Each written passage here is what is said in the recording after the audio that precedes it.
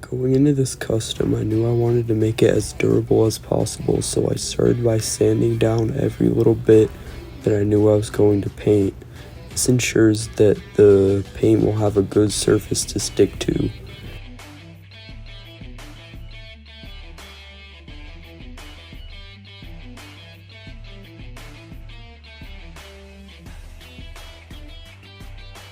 With that, I used a matte red color from Tamiya and I shook it real good so that the paint could apply smoothly.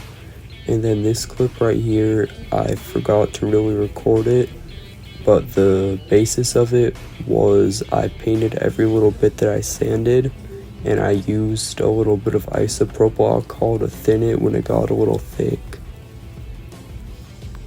Of using a little bit of water when it comes to thinning down an acrylic paint, but since Tamiya is alcohol based, that's the thing you need to use for this kind, due to it being more durable than any other regular acrylic paint.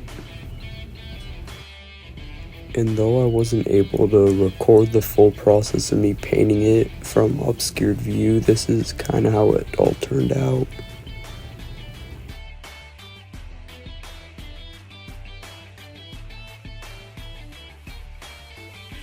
I've also taped up all the little symbols and markings that Deadpool usually has, which can be done by just cutting 2 equal sized pieces of tape and just painting over them.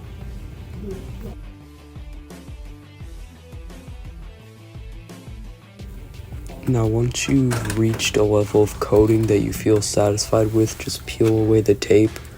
This shouldn't take a lot of effort.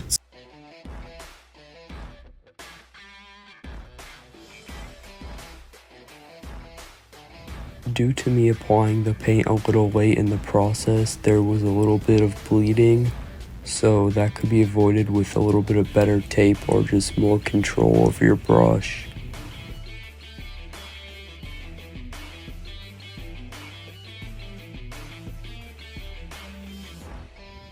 Now all that I'm doing is just taking a little X-Acto knife and scraping away at all the raised points and corners.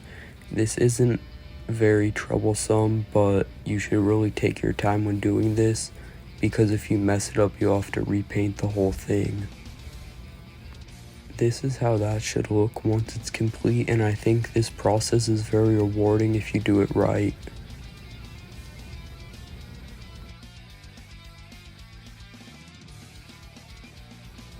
The next step would be take some of this paint and then dry brush over all the little edges and mostly the black parts.